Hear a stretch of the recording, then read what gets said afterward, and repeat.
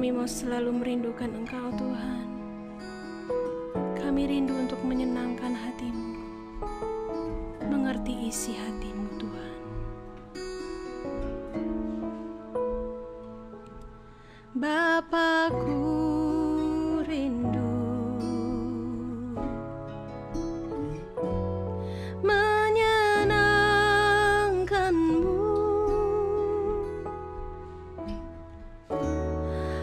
ajarku lebih dalam untuk mengenal-Mu.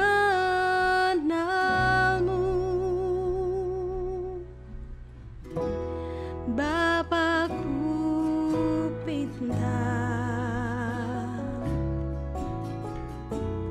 layakkan aku,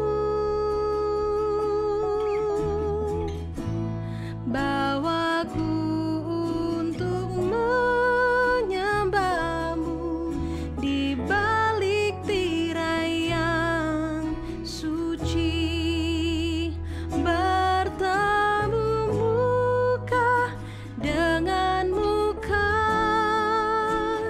tenggelam di dalam kasih-Mu Bapa. Oh Tuhanku, rindukan selalu diam dalam bait-Mu. Katakan, Bapakku rindu, Bapakku rindu menyenangkan-Mu, ajarku lebih dalam untuk mengenal-Mu.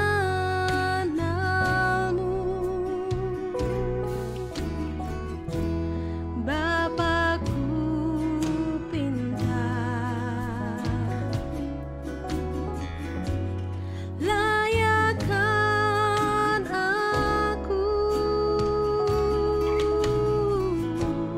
bawaku untuk menyembah-Mu di balik tirai yang suci, bertemu muka dengan muka, tenggelam di dalam kasih-Mu Bapa. Oh Tuhanku, rindukan selalu diam dalam bait-Mu, bertemu muka dengan muka, tenggelam di dalam kasih-Mu Bapa. Oh Tuhanku, rindukan selalu diam dalam bait-Mu, diam dalam bait-Mu, diam dalam bait-Mu.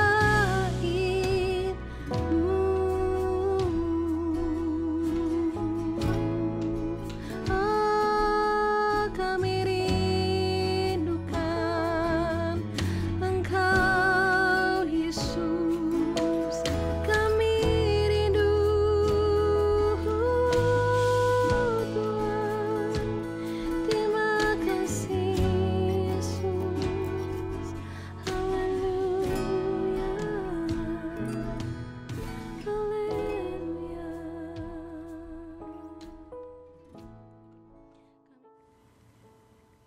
Selamat pagi Bapak Ibu Saudara, seluruh sidang jemaat Saint Altar yang dikasihi dan diberkati Tuhan. Kita sangat bersyukur pada pagi hari ini Tuhan memberikan kita kesempatan untuk bersama-sama mendengarkan dan merenungkan firman Tuhan. Judul firman Tuhan pada pagi hari ini, berdoa di dalam Roh Kudus. Mari kita baca ayatnya terlebih dahulu di dalam Yudas, ayatnya yang ke-20. Saya akan bacakan. Akan tetapi kamu, saudara-saudaraku yang kekasih, bangunlah dirimu sendiri di atas dasar imanmu yang paling suci dan berdoalah dalam Roh Kudus. Nah, Bapak Ibu Saudara yang dikasihi Tuhan, berbicara tentang doa, setiap kita itu pasti sudah mengetahui dan melakukan yang namanya berdoa. Mulai dari doa yang sederhana, seperti doa ucapan syukur waktu kita bangun pagi tadi, doa makan, bahkan sampai di level doa peperangan. Mungkin pernah kita lakukan. Nah, sebentar lagi kita juga akan menjalani 10 hari doa.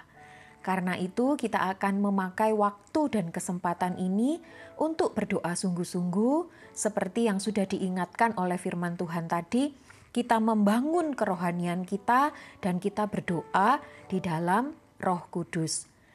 Nah, Bapak Ibu mungkin bertanya apa yang dimaksud berdoa di dalam Roh Kudus.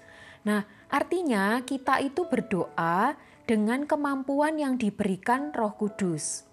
Yaitu kita berdoa dengan memohon Roh Kudus untuk mengilhami, menuntun, menguasai, dan menolong kita untuk bergumul di dalam doa-doa kita. Nah, Bapak Ibu ada satu ayat di dalam Roma pasalnya yang ke-8, ayat yang ke-26 dan 27, kita akan baca ayat ini untuk memperjelas maksud berdoa di dalam Roh Kudus. Saya akan bacakan Roma 8 ayat 26 dan 27. Demikian juga Roh membantu kita dalam kelemahan kita, sebab kita tidak tahu bagaimana sebenarnya harus berdoa. Tetapi Roh sendiri berdoa untuk kita kepada Allah dengan keluhan-keluhan yang tidak terucapkan. Dan Allah yang menyelidiki hati nurani mengetahui maksud Roh itu, yaitu bahwa Ia sesuai dengan kehendak Allah berdoa untuk orang-orang kudus. Nah, Bapak Ibu, sebagian besar dari pokok doa kita adalah apa yang menjadi keperluan dan keinginan kita. Tidak salah, karena kita memang menyampaikan apa yang menjadi keperluan kita kepada Tuhan. Tetapi firman Tuhan yang kita baca tadi mengingatkan bahwa sebenarnya kita tidak tahu bagaimana harus berdoa. Tidak tahu berdoa di sini yang dimaksud bukan tidak bisa merangkai kata-kata dalam doa kita. Tetapi kita tidak tahu doa bagaimana yang memenuhi standar Tuhan. Tidak tahu berdoa maksudnya adalah dalam keterbatasan kita seringkali tidak tahu apa yang menjadi kehendak Tuhan. Itulah sebabnya Roh Kudus mengilhami, menuntun, dan memimpin kita berdoa. Sebab Roh Kudus mengenal Allah dan mengerti apa yang menjadi kehendak Allah bagi kita. Tanpa pimpinan Roh Kudus, kita cenderung menyimpang jauh dari kehendak Allah. Sehingga saat kita menerima jawaban doa yang berbeda dengan keinginan kita, itu akan membuat kita kecewa. Dan itu akan membuat kita semakin terbeban karena kita tidak tahu sebenarnya apa kehendak Tuhan. Tanpa pimpinan Roh Kudus, kita tidak memahami kehendak Tuhan. Tanpa pimpinan Roh Kudus, kita tidak tahu bagaimana seharusnya kita berdoa. Karena itulah kita perlu berdoa di dalam Roh. Nah, selanjutnya Bapak Ibu Saudara, tanpa pimpinan Roh Kudus kita cenderung salah berdoa. Nah, hati manusia ini penuh dengan keinginan dan kesenangan pribadi, bukan? Dan tanpa sadar kita bisa menjadi ambisius di dalam doa-doa kita. Sehingga kita berdoa tetapi kita tidak menerima apa-apa sebab kita salah berdoa, dan apa yang kita minta di dalam doa akan kita pakai untuk memuaskan hawa nafsu kita saja. Bapak Ibu bisa nanti dibaca di rumah masing-masing ya, dibaca lebih lanjut di Yakobus 4 ayat yang ketiga. Karena itu kita perlu berdoa di dalam roh. Ya. Izinkan Roh Kudus menuntun kita berdoa, sehingga kita tidak salah berdoa. Ya. Berikutnya Bapak Ibu Saudara yang dikasihi Tuhan, tanpa pimpinan Roh Kudus, seringkali kita terbatas oleh pemikiran yang sempit. Kita berpikir bahwa doa yang baik, doa yang didengar Tuhan adalah doa yang sudah ditetapkan di waktu dan tempat tertentu. Makin lama kita berdoa, makin spesifik tempat kita berdoa, Tuhan akan menjawab doa kita. Memang Matius 6 ayat yang ke-6 mengajak kita berdoa dengan cara masuklah ke kamar, menutup pintu supaya kita benar-benar fokus. Ya. Tetapi maksud ayat firman Tuhan itu, mengapa kita disuruh berdoa? Masuk ke kamar adalah supaya kita fokus dan tidak perlu memamerkan kesalehan kita kepada orang lain. Supaya kelihatan kalau kita suci, ya, saleh, banyak doa, bukan. Ya. Kita tidak boleh terbatas oleh pemikiran yang sempit. Ya. Jangan sampai doa kita dibatasi waktu dan tempat. Sebab ketika Roh Kudus memimpin dan menggerakkan kita berdoa, serta menunjukkan hal apa yang harus kita doakan, kita dapat berdoa kapanpun dan dimanapun. Ya. Nah Bapak Ibu, bagaimana dengan doa-doa kita? Apakah doa kita sudah sesuai dengan kehendak Tuhan? Atau mungkin saja kita salah berdoa sehingga sampai hari ini kita belum menerima jawaban dari Tuhan? Mungkin juga selama ini kita berdoa dengan pemikiran yang terbatas oleh waktu dan tempat, sehingga kita tidak memiliki persekutuan yang intim dengan Tuhan. Kiranya firman Tuhan yang baru kita dengar pada pagi hari ini mendorong kita semua untuk berdoa di dalam Roh Kudus. Sebentar lagi kita juga akan memasuki momen doa 10 hari. Mari kita pakai kesempatan ini dengan baik. Mintalah dengan segala kerinduan supaya Roh Kudus memenuhi dan memimpin hidup kita. Mintalah Roh Kudus mengajar bagaimana kita berdoa, sehingga doa kita seperti yang tercatat di 1 Yohanes 5 ayat yang ke-14.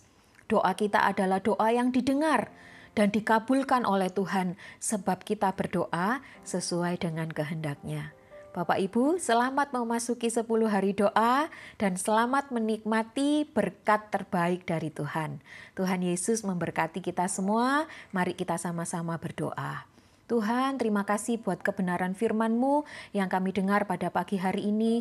Kami berterima kasih untuk Roh Kudus yang Engkau berikan sebagai penolong dalam kehidupan kami. Dan kami minta dengan segala kerinduan Tuhan, kiranya Roh-Mu yang kudus itu memenuhi dan memimpin setiap kami Tuhan, mengajar kami bagaimana kami berdoa, supaya kami berdoa sesuai dengan kehendak Tuhan, supaya doa-doa yang kami naikkan itu sampai kepada Tuhan, memuliakan Tuhan, dan mendatangkan berkat dalam kehidupan kami semua. Terima kasih Tuhan, berkati seluruh sidang jemaat-Mu sepanjang hari ini, tuntun kami, bawa kami berjalan bersama-sama dengan Engkau. Terima kasih, kami sudah berdoa dan mengucap syukur di dalam nama Tuhan Yesus Kristus. Haleluya, amin.